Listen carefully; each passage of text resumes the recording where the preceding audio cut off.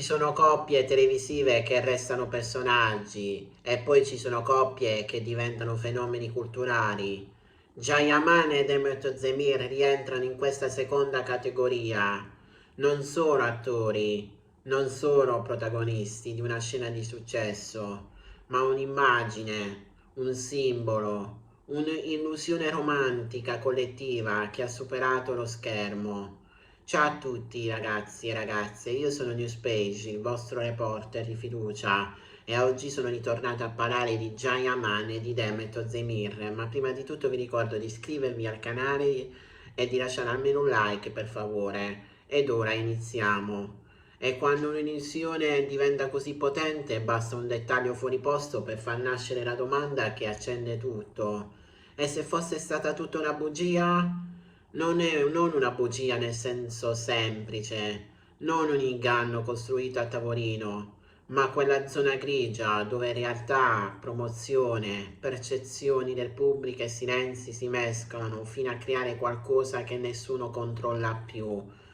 Quando sono apparsi insieme sullo schermo, il pubblico non ha visto solo due attori, ha visto sguardi troppo intensi, risate spontanee, gesti naturali, una complicità che sembrava vera.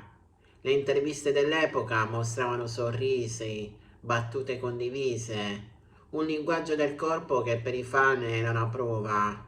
Ogni parola veniva analizzata, ogni silenzio diventava sospetto, ogni foto dietro le quinte era materiale da teoria. Il pubblico non guardava più una serie, stava osservando una possibile storia d'amore reale. Ed è qui che nasce il primo livello della bugia clamorosa, non detta da loro, ma costruita dall'immaginazione collettiva. Quando due attori funzionano così bene insieme, il sistema mediatico fa il resto.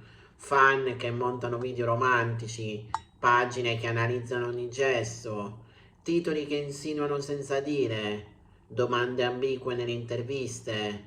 Il risultato?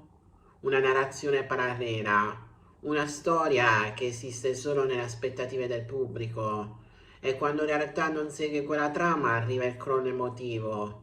Ma allora era tutto finto? Ci hanno fatto credere qualcosa? Era solo marketing? In realtà spesso nessuno ha mentito, ma nessuno ha nemmeno fermato il sogno. Gian è sempre stato descritto come determinato, concentrato sulla carriera, molto attento all'immagine pubblica, riservato sulla sua vita privata, un mix che alimenta il mistero. Più una persona protegge il proprio spazio, più il pubblico vuole entrarci. Le sue interviste, spesso ironiche o vaghe sui temi sentimentali, hanno lasciato spazio all'interpretazione. E nell'era dei social l'interpretazione diventa verità per chi vuole crederci. Demet, al contrario, è sempre apparsa solare, empatica, spontanea. Questo contrasto con l'aura più controllata di Gian ha creato una dinamica perfetta per il pubblico. Lui misterioso, lei emotiva. Una combinazione che nelle storie romantiche funziona sempre. E così ogni loro apparizione veniva vista come un indizio, ogni distanza come un segnale, ogni sorriso come conferma. La verità è scomoda ma semplice. La bugia clamorosa non sta nelle loro parole, sta nelle aspettative che il pubblico costruisce quando confonde recitazione con realtà. Quando un amore sullo schermo è credibile, il cervello vuole crederci anche fuori. Ma gli attori vivono un paradosso. Se mostrano complicità, il gossip esplode. Se si distanziano, c'è qualcosa sotto. Qualunque cosa facciano, la storia continua. Con il successo internazionale la situazione si amplifica, culture diverse, lingue diverse, fanbase enormi, ogni paese crea la propria versione della storia, ogni community aggiunge un dettaglio, la verità si perde, ma resta la narrazione. Forse la vera domanda non è ci hanno mentito, Ma perché abbiamo così bisogno che sia vero?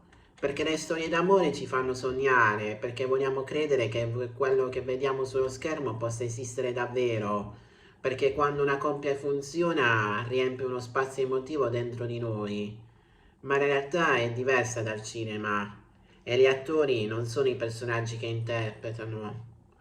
Nel mondo dello spettacolo il confine tra verità e percezione è sottilissimo. Non sempre c'è un inganno, spesso c'è solo il desiderio collettivo di credere a una favola.